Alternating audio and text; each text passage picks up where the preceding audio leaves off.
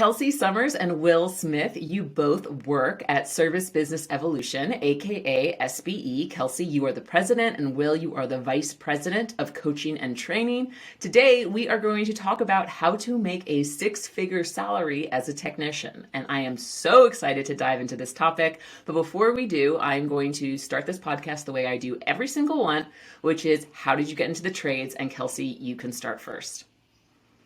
Sounds good. First of all, thanks for having us. We're really excited to be here.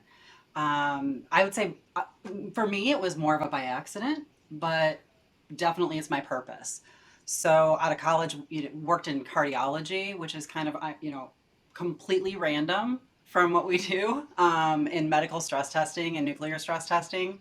Had my and my only son 22 years ago and was lucky enough to stay home, but I'm also a workaholic. So by accident, started to get into a little bit of sales and marketing, and that's where it really was just a matter of a really good referral network and being in the right place in the right time. And someone introduced me to one of the largest, actually today, the largest plumbing and HVAC company in Phoenix, who had a side business helping contractors grow their businesses through an advertising co-op, kind of like an Angie's List. I'm sure you're very familiar with. It was Mm-hmm. basically a local Angie's List and was mentored, my first major mentor in the business, who again ran a very successful business. And it was 6 years into that venture that I was introduced to his biggest competitor in town, George Brazil, air conditioning and heating. And I probably wouldn't have made that change except for there was something very different about the leader that I met there, Jim Probst, who's been my biggest mentor in my entire career. And for the first time, I saw something different in a leader versus a manager, if that makes sense. And there was something very special he was doing with his business, and I wanted to be a part of it. And so I went from working with 150 contractors in an advertising co op sense, loving to help contractors grow. I mean, absolutely thrived in that, but then really being a part of something where I could lead and manage an organization. And then you'll learn a little bit more about SBE in a minute here, but that turned into their side business. At the time, they started a consulting business. So I went from being a sales manager in George Brazil to basically being the general manager for Service Business Evolution. And that happened where I actually did both hats for about 3 or 4 months, turned into a full-time job very quickly. Will came on board about the same time, and that's really my story about the industry. But I've absolutely loved it, and it's exactly where I was born to be. So. I love that, and I always ask this question because I love answers that start off with, "Well, I was working as a in cardiology," or anything that has nothing to do with the trades, right? And how we all find ourselves here. The trade is such a rich environment full of awesome people. So welcome. We're very happy to have you, or not welcome, but it's great that you're here. Will, I would love to ask you the same question. How did you get into the trades and eventually find your way into SBE? It was also by accident, big time. I got into sales at 20 because I always had $1 million ideas, or at least what I thought were $1 million ideas. And I knew that in order to sell my ideas, I'd have to learn how to sell. So I got into sales, and over the course of my 20s, became really good at sales training, sales management, and that kind of thing. And I'm hanging out with a buddy of mine at church after services. His name was Ronnie Lewis. He was the national accounts executive for Train. And I was telling him that all my friends were going to a recruiting company and making a lot of money. And Ronnie said, "Will, why don't you just come down to Train and get a real job?" So on Monday, he walked me into the DSO manager's office, Frank Garcia, and said, "Hey, Frank, give this kid a job. He's going to sell a lot of boxes for you." So Frank hired me. So at Train at that time, for your listeners, they would know Barry Burnett from BDR. They had just gotten off of Ron Smith's dominant market share. Steve Howard from the Act Group, Joe Cunningham from Success Track Network. We were doing a lot of training, and my job as a territory manager was to take that training out and help contractors. So for 12 years, that's what I did, and I really loved it and got good at it. So in 13, I went and started my own sales training and coaching business. And it was about the same time that SB had started theirs, and I knew Jim and George Brazil and Corey Holman from being the sales leader for Train in Arizona the last 4 years for my career at Train. So Jim saw me on LinkedIn, saw what I was doing, called me up, and then I had lunch with him and Kelcey, and the rest is history. That's awesome. I know Joe Cunningham. He is fantastic. And I actually love that you both have the connection to George Brazil, which we'll get into in a moment, because I think when I first started at ServiceTitan, their testimonial was the very first one that I saw. So this is kind of coming full circle for me, and I absolutely love it. So, Kelcey, why don't you tell us a little bit about what Service Business Evolution is, aka SBE? What is it, and how did it start? Sure. Well, it's a coaching and training organization. It was born out of George Brazil Air Conditioning and Heating, which I will specify is different from plumbing, and that's who actually was a ServiceTitan member. And so they have completely different owners, which is a much longer story. But George basically sold the HVAC side of his business before he died, and he sold it to Jim and Dave Probst. And so they had started a different company in 2006. Took one acquisition in 2009, which was the George Brazil Air Conditioning and Heating name at that time. And SBE was really born a few years later in 2013.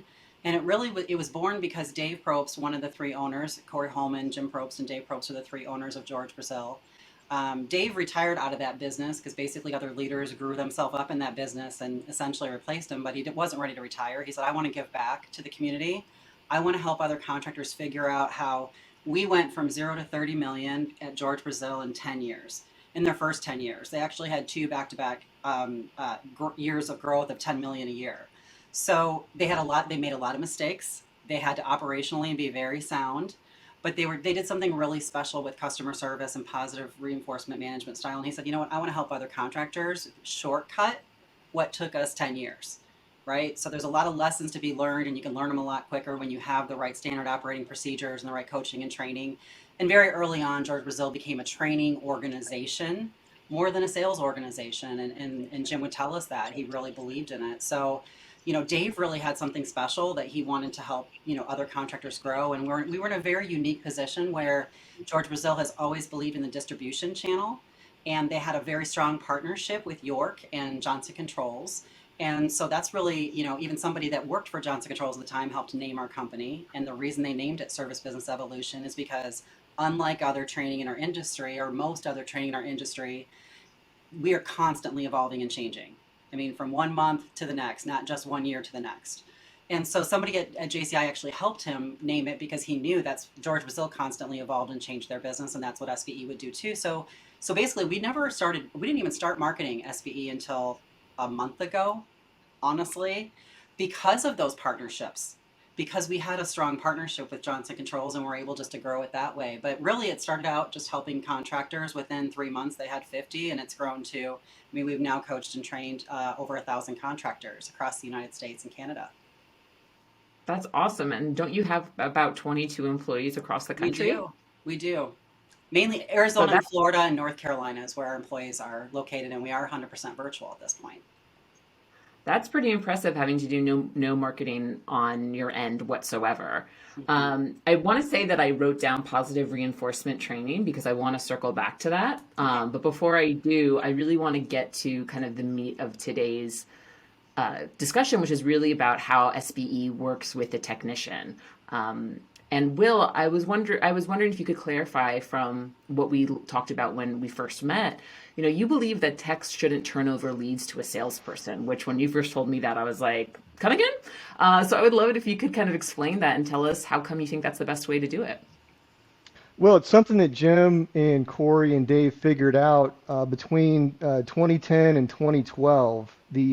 Toward the end of 2010, I don't know if you remember this, but there was a massive influx of proactive customers who were trying to get the $1,500 tax credit, and the efficiencies were changing. And at that time, George Brazil had 20 salespeople and 20 technicians. But by 2012, those had kind of disappeared, and it didn't matter how much money you spent. You couldn't generate enough proactive leads to support, or they couldn't, 20 sales guys anymore. And but they could support service techs. In fact, by 2012, they had 65. So in that 2-year period, it was a dramatic shift from a heavy proactive market to a heavy reactive market. And so the discovery was there's two types of customers. There's proactive customers and reactive customers. So if you don't mind, Jackie, if we could talk about this. When you think of a proactive customer, what time of year do proactive customers buy equipment? I'm not a homeowner, so I might get this wrong, but I'm assuming whenever they feel they have to. Yeah, and typically it's in the off season Yeah. because they want to get it done before the heat of the summer. They don't want to wait for a breakdown, and they want to get a good deal on it. So if you were going to get a good deal on an air conditioner and you wanted to get the best price, how would you go about doing that? I would probably shop around. I would probably, invite a couple technicians to my home and, have them evaluate my current system and tell me what kind of options they had. That's exactly right. That's what they do. So in our world, the contractors, I'm sure if you talk to them, they're inviting 3 to 5 salespeople into their home. And when 3 to 5 salespeople start competing with each other, the homeowner is now in a powerful position to negotiate. And as a result, they end up paying about 30% less for the equipment when they buy it. Oh, by the way, when the salesperson comes to their home, scale of 1 to 10, 10 being I absolutely trust salespeople. I would let them watch my house over the weekend, or I don't trust salespeople at all. I don't even want the guy in my front yard. How would you scale the trust that most people have for salespeople? Oh my goodness, Will. I mean, you're going into my noggin right here. I'm a very empathetic person. I like to think the best of a salesperson, but overwhelmingly do not trust them. And whenever someone says I'm in sales, I'm like, oh, what are you going to try and convince me to do? I will let you know that most personality tests, though, say that I'm a good fit for a salesperson, which I think is very wrong.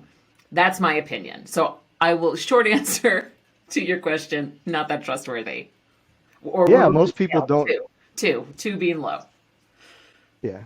Yeah, well, and they earned it, right? I mean, there's a lot of salespeople that are trying to convince people, and it's not good sales methodology. They're not using the best of what we know about how to be salespeople. They're just trying to get people's money, and as a result, people don't really trust salespeople, and that's a challenge. So on the reactive side, though, when somebody's being reactive and they've got to have somebody come out to their house, it's the middle of summer. They're in crisis mode. It's hot, the unit's broke, and now somebody's got to come to their house, and it's an emergency, and they want it fixed right now. If the technician goes out there and provides 100% customer satisfaction, which means they listen to them, they take care of them, and they fix their problem immediately, those people, scale of 1 to 10, where's the trust with the technician? Is it high or low? I would say it's pretty high, especially if they're solving the problem. It's much higher. So, matter of fact, they may not even trust them completely, but they want to because they're in a difficult situation. So now here you have a customer who trusts the person that they're talking to, or at least wants to, and now they've got to replace their equipment because it's just dead. Now, you've got two options. Either that technician can then go ahead and take care of them, which means they're going to go ahead and give them an option so they can buy a new system. Odds are pretty good if they do that. They're not going to shop around. They're going to pay full price because technicians don't negotiate. They're like, take it or leave it. This is what it is. People buy it. So as a result, the tickets are much higher when the technician makes the sale. The customer's happy because they're talking to somebody that they trust. What happens when the technician says, well, okay, I can't actually sell you new equipment. I've got to give you to the sales guy. I have to invite another person into my home. I have to find some more availability in my schedule to make sure I can let them in. Talk. I gotta learn another person's name. Jeez, that sounds too difficult. Yeah, and so about 65, 85% of the time, the sales guy will come out, close the deal. It's not a problem. But 30, 40% of the time, those people go shopping. And so if you've been cultivating this customer's love and attention for years through maintenance, and now their system's broke, and you just sent them shopping, and that's a problem. So there's multi facets to this idea, but one of them is the average technician's only making 25 bucks an hour. That's a $50,000 a year job. And if all he's doing is service repairs, he's pretty much stuck at 50 grand. Unless he gets a raise or works longer hours, he might get up to 60. And our feeling is these guys are working hard and they deserve to make a good living, a six-figure living. And since the customer wants to deal with them anyway, why wouldn't we let the technician actually go ahead and do the replacement at that time? And when they do that, you could have technicians selling 800 million, 1.5 million. We've got lots of them. And when a guy's selling that much service and replacement, he can earn easily 120, 150 easily. Got it. All And right. why wouldn't we Well, and want I to do think that? too, it's about doing it the right way with the best customer service. So we teach them how to provide customer service, capture them through maintenance agreements. We do happy calls, and we teach all of our contractors how to do that because, I mean, at George Brazil, I remember letting go a tech that brought in 3 million a year, and it's because he would just swing for the fences and sell everybody everything all the time versus knowing what they need in the moment. So it's definitely about providing the best customer service so that you never lose that customer. When they're ready to buy, they're going to buy from you. And that's what it's about. And the techs love it because it's not really selling. You're just providing customer service. That's all it is. Oh, interesting. So we talk about selling a lot on this podcast. We've talked about the importance of comfort advisor roles, of doing those technician turned over leads. And of course, we've also talked about, training your technicians to sell and being able to build options. That's one of ServiceTitan's core functionalities. That's one of our biggest offers, right? Within our price book, you're able to build out those options. But I like the way that you're forming it a bit because you're really relying on the technician's expertise. You're shortening that window from when someone first calls a service company for an issue to when that issue is solved, because by not bringing in an extra person, you're not elongating that process, right? And you're also telling the technician, you're good at your job, you know what's best, we're going to give you the tools you need in order to provide the best customer service. So I'm really excited to talk to you guys just for that alone, because I love the idea of turning the technicians into empowering them, really, not really turning them into salespeople, but empowering them to really use their skills. So Kelcey, I would love to know, what results have your clients seen? I'm guessing they're good, considering you haven't had to advertise up until a month ago. I would love to know, what are your contractors seeing when they adopt this methodology? Well, just like several of your podcasts I've listened to with other trainers in the business, it's no different where these are not business people normally. They're previous techs starting businesses and whatever. I think we shine there where we help them figure out how to, run a profitable business, double their revenues year over year, some of them, but it's about the profitability. Many of them don't understand pricing and where pricing comes in. That's just one example. So I would say the results for our customers really shine in not only higher revenues, but much higher net profits. And I think where we focus is really on helping these owners create lives they can enjoy. So it's about, and we'll talk a little bit more about how we do it. He may even get into the 3 phases, but it really is about helping that owner structure a company so that he's working on it and not necessarily in it in the truck. And really, we talked about the techs, right? So it's not only, and the stories I love, and we'll share some of them, I'm sure, today, but it's about, being able to spend time with their kids, time with their grandkids, go on vacations, pay off their homes.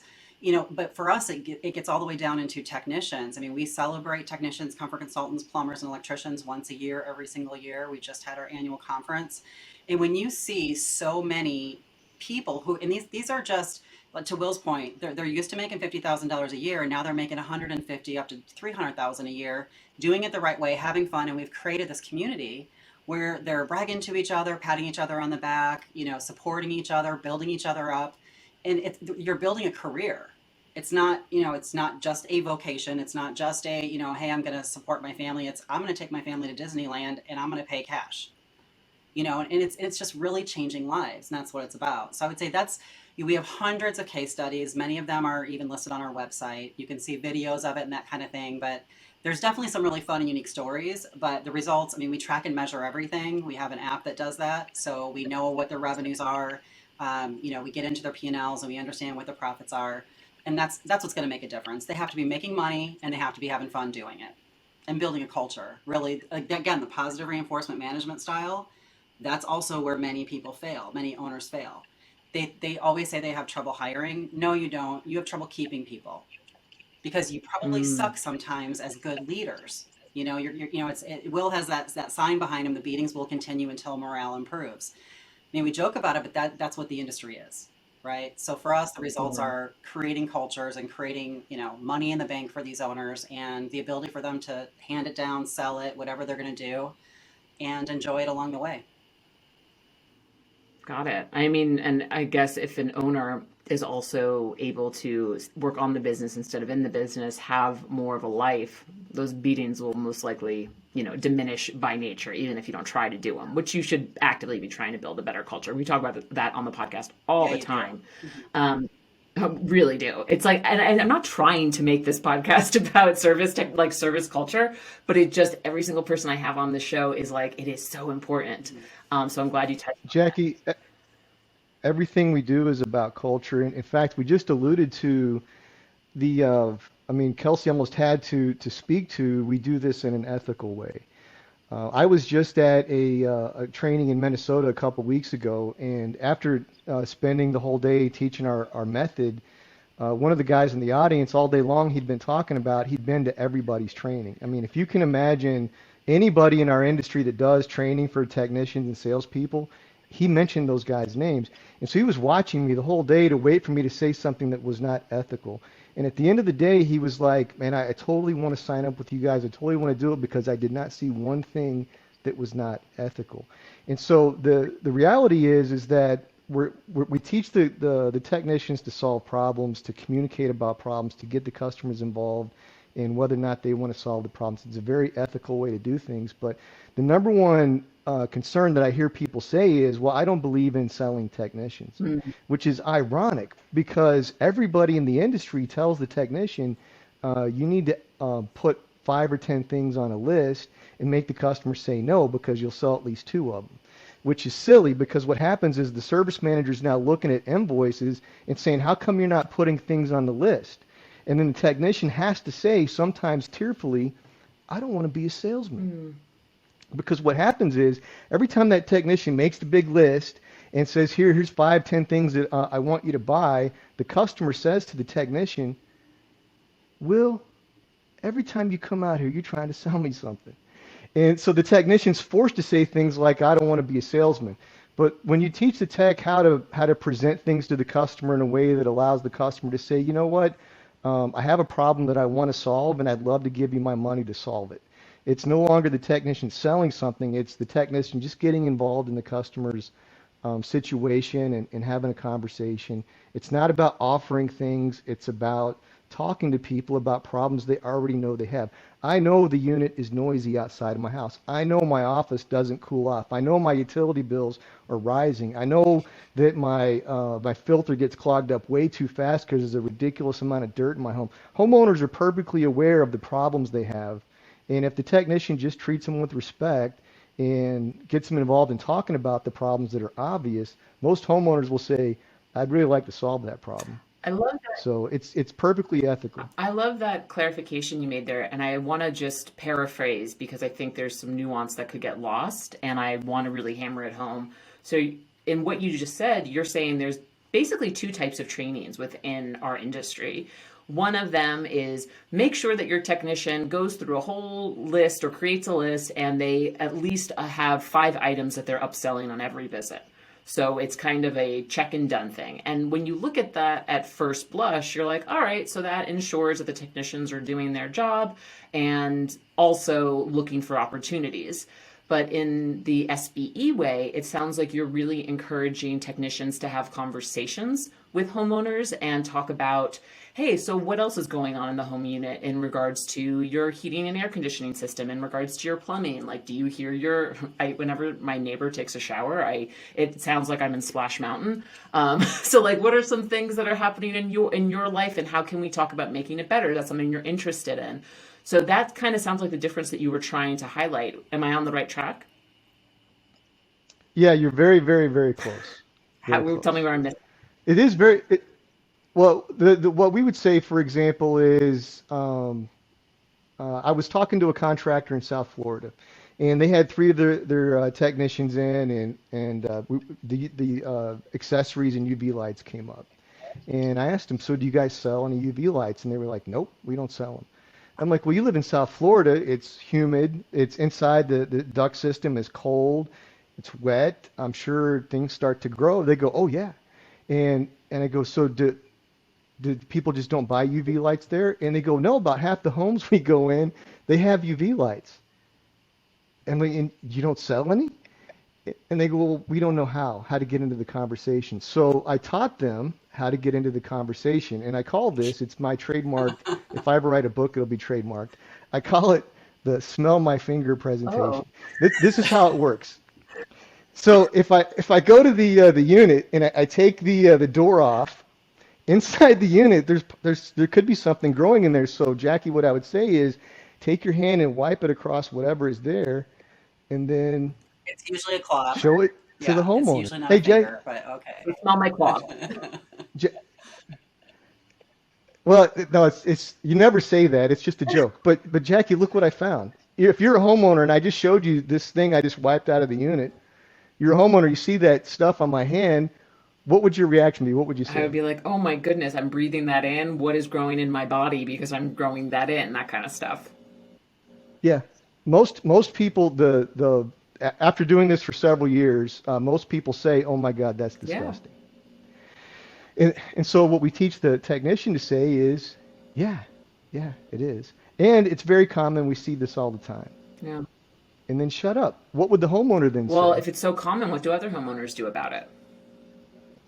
That's exactly what they say. Almost 100% of the time they go, "What do you do about it?"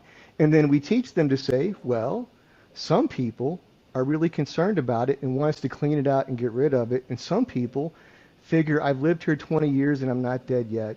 Just leave it Hmm. alone." Now, what's the customer going to say? The customer is going to say, well, I kind of want you to clean it. That sounds like a much better option.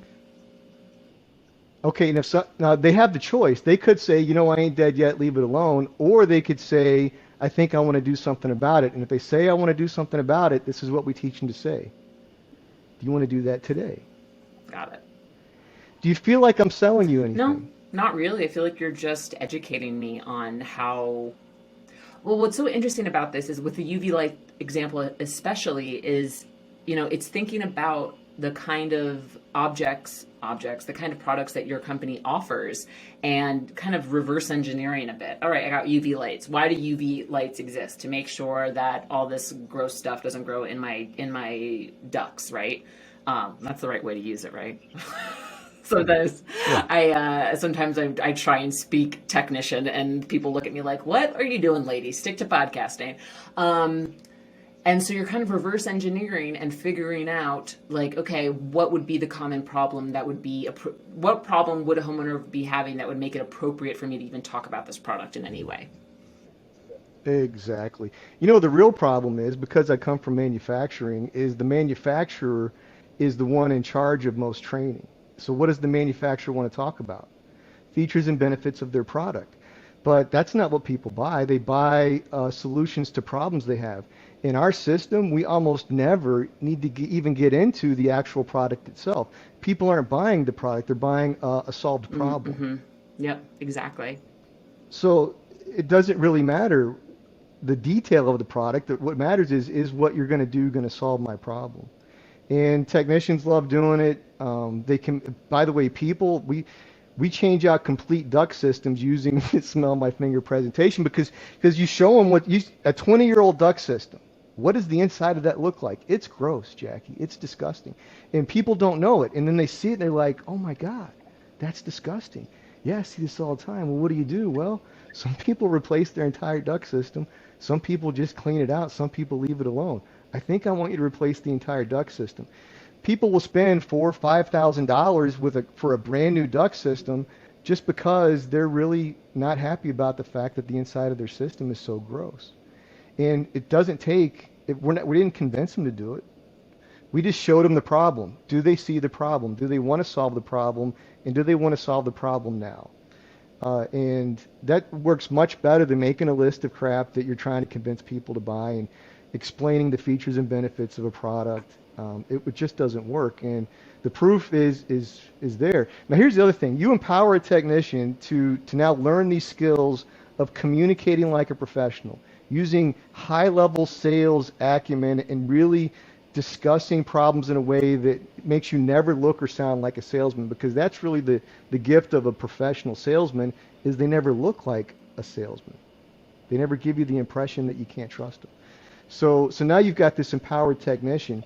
So let me tell you one of my favorite stories. We had a guy, I just saw him this week. He was in Phoenix for training, and he grew up in the trade with his dad. And about 25, 30 years ago, he bought the business from his dad. His dad had never made money. He had to fund his dad's retirement. And then for the next 25 years, he went about the business of not making any money. And in 2013, he had by that point he'd never broke 1.8 million, and in 2013 he did about 1.4, and he did it with less than $8,000 net profit.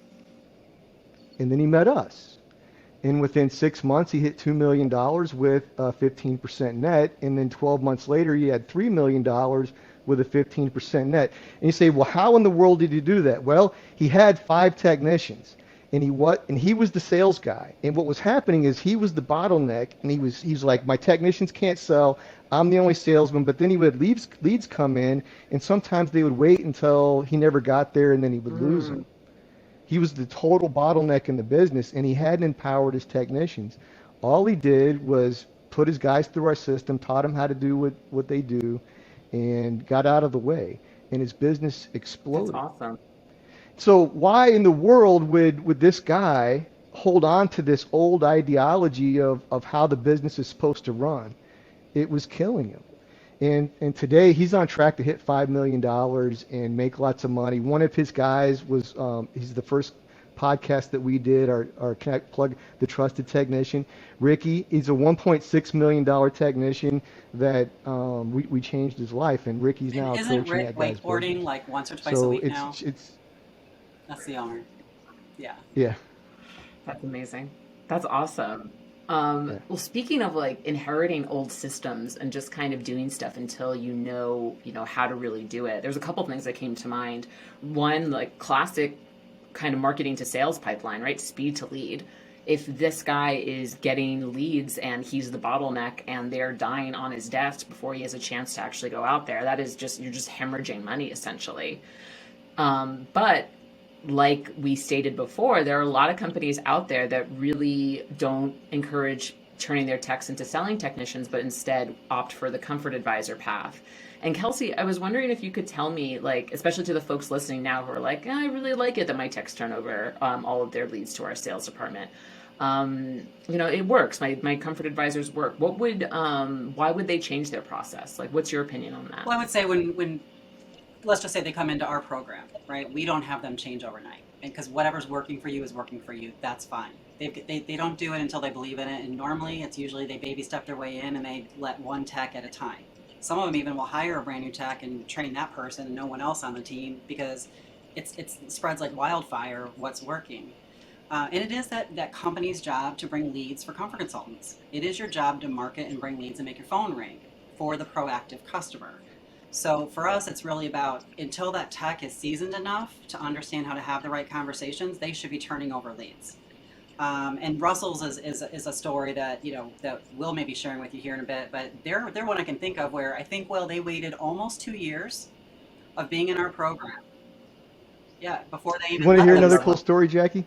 They came, they came to Phoenix. They $8 million company. Buddy and Mark came out, and they'd been stuck, and they'd been to all of them. I'm not going to name names, but they'd been to all of them, and they were stuck. And so as they were talking, Kelcey was in the room with Jim and Dave and Corey, the other 3 owners of our business, and they started whispering to each other, and Mark and Buddy were like waiting to hear what they were whispering about. And then Jim comes over. I think it was Jim. You can correct me if I'm wrong. And Jim goes, "You guys have a $12 million business. You just don't know it yet."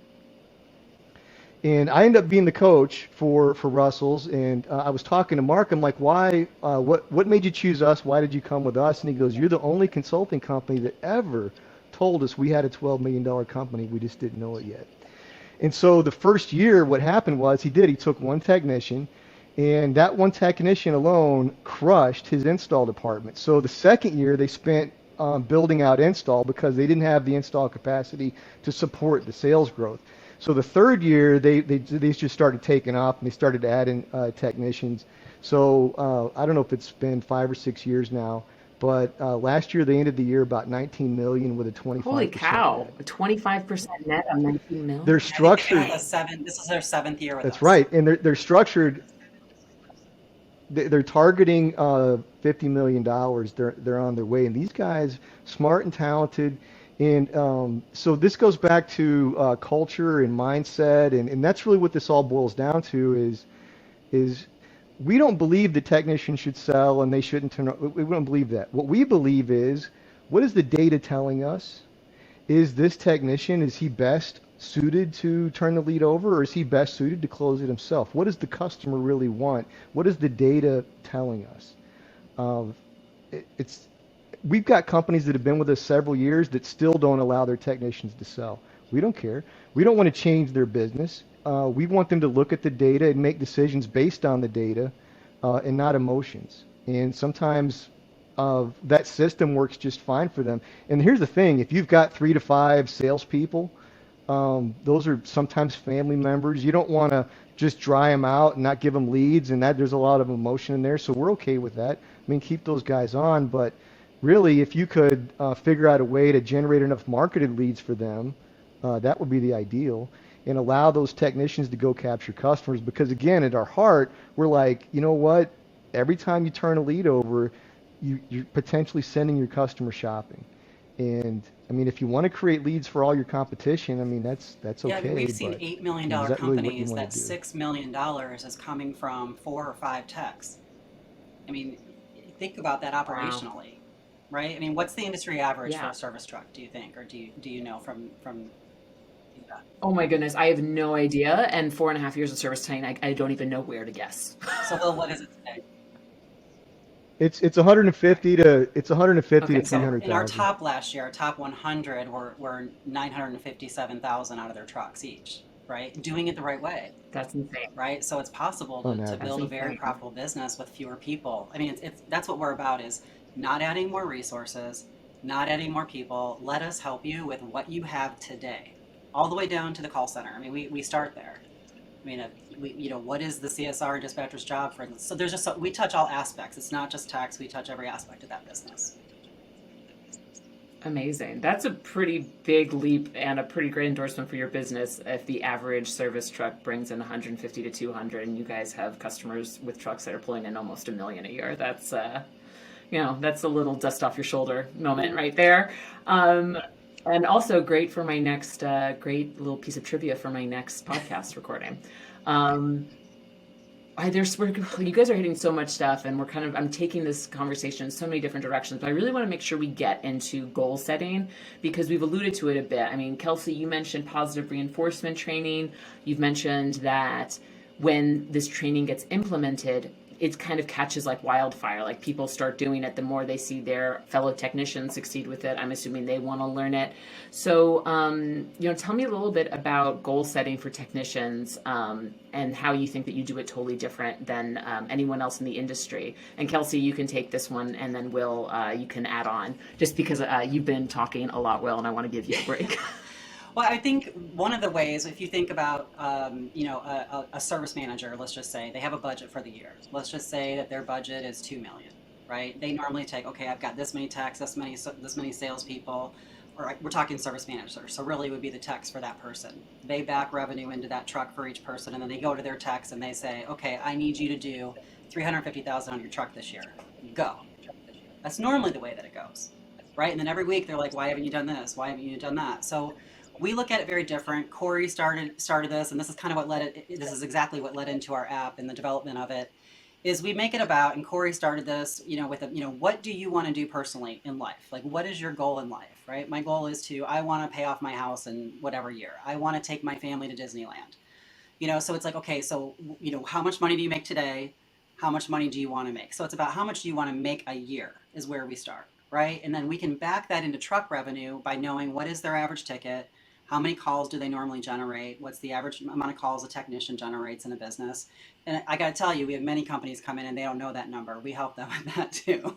But it's just figuring out treat that truck like it's your business. You'd have to run this many calls. If all you did was sell this many more maintenance agreements, this is what you would make. Does that make sense? Right? It's easy. It doesn't even have to be about the systems. That just becomes cake later, right? So it's about having them look at that and say, okay, I want to do that. And then meeting with them regularly, whether it's every other week, whether it's once a month, taking them to breakfast, getting to know who they are personally, and you're motivating them to treat that truck like it's their business.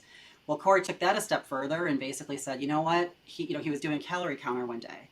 And he said, I want my techs. He had it in a book on paper, and they would come into training and they would leave their book in the car, in the truck. And so he was like, I want it to be in the palm of their hands. I want them to be motivated every day and see where are they to their goal. It's not the company's goal. And by the way, if, Anna at George Brazil, if she added up her budget and then she adds up all of the goals that the techs and the comfort consultants also did for themselves, it's always more. The personal goals are always more than what her goal is because they want to reach new levels every year.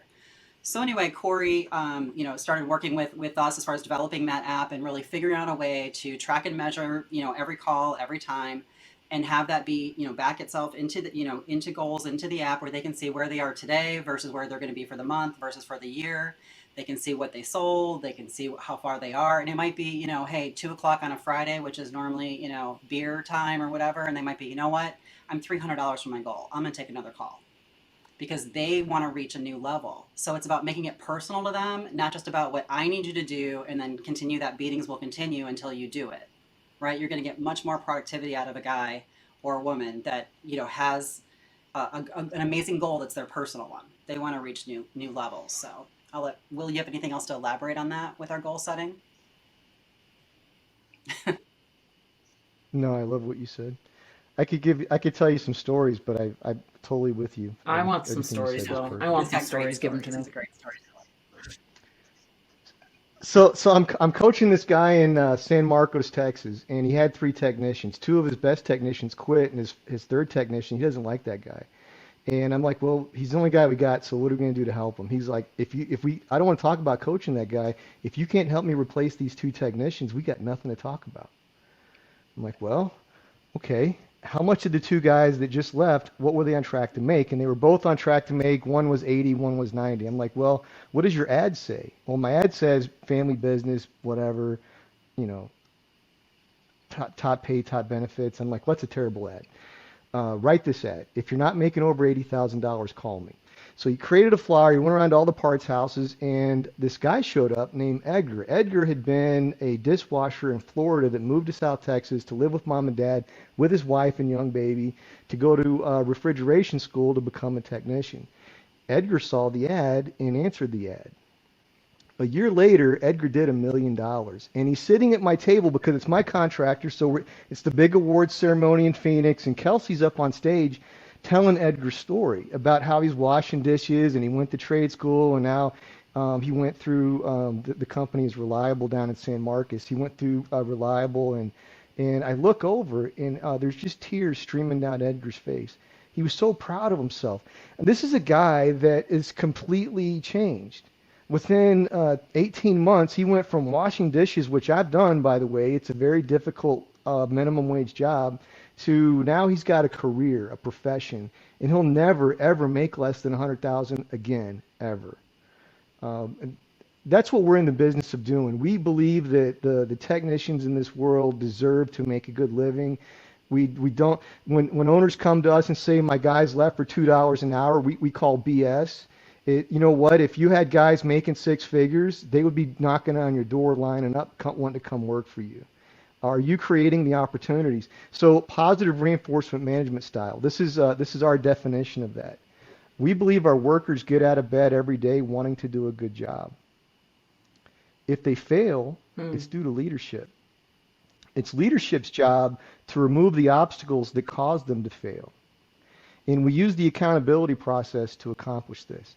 So the accountability process, I found this from the Harvard Business Review's The Right Way to Hold People Accountable. Step one is you set clear goals. Sit down with them, how much money you make. What, are you going to buy a house for your mom? You're going to take your kids to Disneyland? You want to get a ring for your engagement? What is your goal, and how much money do you need? And step two is how can I support you and make sure that you accomplish that goal? Step three is track and measure. That's what the app and dashboard does. So we can do step four, meet on a regular basis to review progress toward goals and positively reinforce all of your successes and celebrate all of your wins. And if you're failing, it's okay. That's my fault. It's my job to identify what's causing you to fail. So let's go back to step one, two, three, and four. Is that still a good goal? What's causing you to fail? And help them fix the problem. And just invest in your people. Positive reinforcement is about the leadership taking responsibility for the lack of success. Too many of these guys say, well, it's the lazy millennials. No, it's And not. it's They're the also, Jeff, hardest just working like people I've ever you have met your in my life. amazing dashboards with ServiceTitan. And we're so excited that, within the year, we're going to be pulling in that API so that we can use that with our app. And so our customers are so excited about that. But what I would say is sometimes they're not using the data the right way. So, you've got these goals, you've got them motivated, and then all of a sudden, and then we populate all that on a dashboard, and we teach them to look at that information, bring your guys in, and coach them from it. And it's not about saying, okay, see, you're at 300, average ticket here, and Caleb's at 400. What's going on? What are you doing? Why aren't you like Caleb? No, it's about showing them the data too. They can see them compared to everybody else. You don't need to point it out. It's about, oh, you know what? You're 500 an average ticket here. Let's go look at these jobs. You're 150 over anybody else that you work with. Like, what are you doing? Let's go look what you're doing right. Let's focus on that. Then then that coach is going to go and take that with the other employees in the business and teach them some of those secrets too. But it's not about, they'll see what they do wrong, and what you have to train them on. If they know that they're the lowest in duct cleaning in the company, they're going to see it on this dashboard. They're going to see it in the numbers, right? So it's Got not it. about beating people down. It's about lifting them up, focusing on their strengths, and having them feel like they're part of your business. I mean, how many owners spend time with techs, that valuable time coaching? And ultimately, that's our goal, is to train them to do that. I love that. And I just love that you encourage tying back their personal goals to the professional goals. Chris Hunter talks about that a lot. He's talked about it several times on this podcast. Jamie D. Domenico came on this podcast a while back and talked about how he likes to manage by walking around. Not very efficient, but just really engaging and talking to That's what Jim people. Brooks does. That's And I exactly what he 100%, does. Hmm. I 100% agree with you guys. I think that's the best way to do it. And I think you really, in today's episode, we really got a lot of ideas as to how leaders can start thinking about one, building technicians that sell, and like giving technicians like you guys are really smart and you know what you're doing and you deserve to be making six figures, and it's totally possible. I'm going to start wrapping up, but I'm going to say it with a little asterisk that we did not even scratch the surface on some of the stuff I wanted to talk to you guys about today. So I hope you'll come back. We'd love Um, to. I'm going to end the episode with some icebreaker questions that I would love to get your answers for. So, Kelcey, you can take this one first. If you could go back in time and give yourself one piece of advice early on in your career, what would it be? I would say it's surrounding myself with the right people, meaning mentors. I learned later in my career to seek out people who I really aspired to be like and start inviting them to lunch and networking with them. And I've given that advice to younger people that I've met in the last probably 5 or 10 years, and it's been game changing for them. It's like, learn from the best that's out there. And I told them, go so far as to offer your time for free, to follow them for a week, to work for their business, to gain the secrets that they've learned, so that you can shortcut some of the things and really start networking with people who are other aspiring leaders. That's great. Will, same question.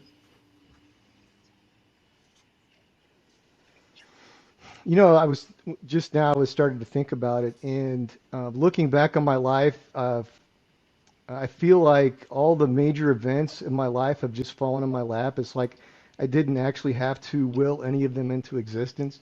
Jim Probst called me to come join SBE. My buddy at church dragged me into training to get a job there. All the major events just kind of happened without outside of my control. And so as I was reflecting on it, I'm thinking, well, I wouldn't want to change that because it seems like, it's the hand of God Himself. So, but what I would change, if I could go back, I would tell myself, um, the most important thing that you will ever do is to be kind to other people and be respectful to other people and cultivate those relationships. Because my biggest downfall in my life has been, I came up in the 90s. It was okay to yell and cuss at people, and I got yelled and cussed at a lot. And I carried that through my life up until I met Jim. Jim is the one that changed my view of how to treat people with kindness and respect, and it's not about the beatings, it's about loving people and caring 100%. about All right, people. here's the fun question. If you had to choose a song to be the soundtrack of your life, what would it be? Will, you can take this one first. I thought about this question. I can't come up with one that I'm gonna like be proud of. I just can't think of one. But the true answer, Jackie, is the theme song for Rocky. And I don't even know what the song is called, but dun, dun, dun, dun, dun, dun, dun, dun. That's the way I feel whenever I break through a challenge, whenever I overcome dramatic odds, and I know that I'm fighting against it. That's the music I I hear love in my that. head Kelcey, same Well, every question. I, day. I laughed when I saw this. I think I've played this song Probably at least 2 or 3 times a week. Just asking Alexa. Hopefully, she won't talk to me right now, but to play this song when something happens. It's called "The Climb" by Miley Cyrus, of all people. Because I'm not like I don't have her That's a albums, but I great love that song. song. And we all, we fall off, It's a but good really, it's song. about wanting, to be a leader that other people want to follow to help climb to the top and to reach your goals. And there's times where I question, why am I doing this? Or I'm having a bad day or whatever it is. It's like, you got to remind yourself there's a reason you're doing this. Other people are following you. You're responsible for helping them reach their goals too, and keep going. That's a great answer. Will and Kelcey from Service Business Evolution, thank you so much for being guests on Toolbox for the Trades. I love chatting with you, and I'm sure our audience loved listening to you. I hope you can come back on again soon. Thanks, Jackie.